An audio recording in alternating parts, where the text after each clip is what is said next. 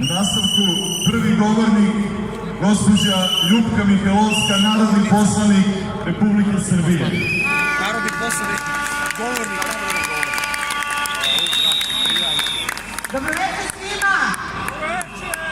Želim najbolje da pozdravim, videla sam ovde zastavu jednu koja kaže pravda za Davida, javno sada svi, pravda za Davida!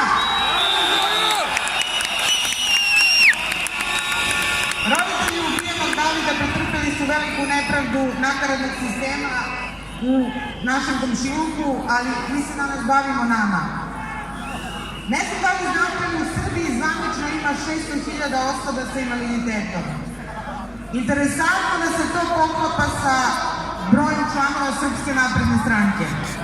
Ali nema veze jedno s drugim, verujte.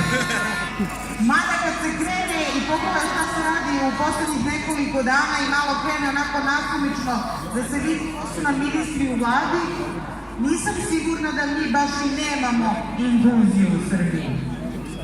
Dakle, to je zvanična brojka, a ne znači da su svi građani i građanke Republike Srbije danas u situaciji hendikepa. Ograničeni smo na sve moguće načine. Uskraćena su nam osnovna ljudska prava. Stavili su nam nevidljive okove i lance i drže nas zarobljenima već godinama. Kome smetaju slobodni i misleći građani? Zar oni nisu snaga naše zemlje, a ne neprijatelji?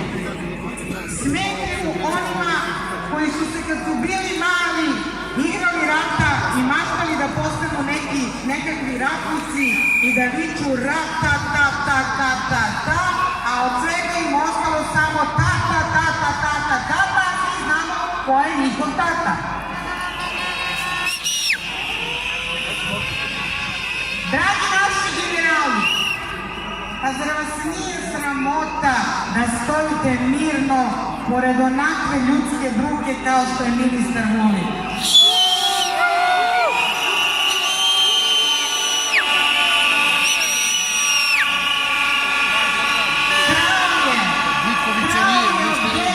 Sa invaliditetom dok je bio ministar rada, a onda da ne bi odgovarao i zamenio resor sa novim ministrom. Kažu nema mladih na protestima. Da vas čujemo, omladino! Mladi su nam samo stavili do znanja da nismo bili sposobni da im obezbedimo bolju budućnost i da se 5.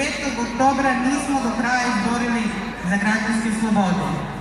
Mi tada nismo imali izbora, bili smo pod sankcijama, naš pasoš je bio nepoželjan. Oni danas imaju šansu i neće svoje vreme kraćiti u prazno. Ali mi nemamo drugu šansu. Malo smo ostarili da bismo se kućili na drugom mestu, a uskoro ni rođenoj deci nećemo biti potrebni ako ne uložimo poslednji atom snage da od unutrašnje okupacije razbesnelih ljudi koji su ucijenjeni i uniženi oslobodimo našu lepu zemlju. Zajahali su nas zabrigli i polupismeni ljudi i oni nas predstavljaju u svetu. A svet se čudom čudi kako se nismo civilizovali, a živimo u srcu Evrope. I da, istina je da ćemo znati da su se ovde desile promene kada se neko pozabavi onim što nam radi Željko Mitrović, a truje nas sve zajedno.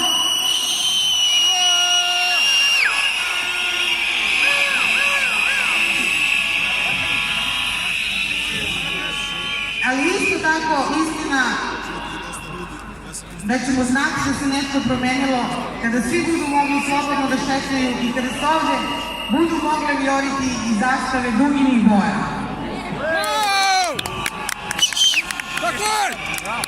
Ovaj cirkus u skupštinama je klasičan poziv na nasilje. Oni zovu dođite da se bijemo, evo mi smo ovde, čekamo vas. Mi to nećemo. Mi nećemo da se svađamo sa našim sugrađanima, nećemo da se mrzimo, jer nam deca idu iste škole, igrali su u istim parkovima. Mi hoćemo fair i poštene izbore i slobodne medije. Kada se tamo razjašnjamo zašto nekoga nazivate tajkunom, a ne hapsite ga, šta ste radili 90-ih, odakle vam stan u sred bombardovanja Srbije i tako dalje. Svaki građanin je važan, moramo da se volimo i poštujemo. Živela Srbija, živela region!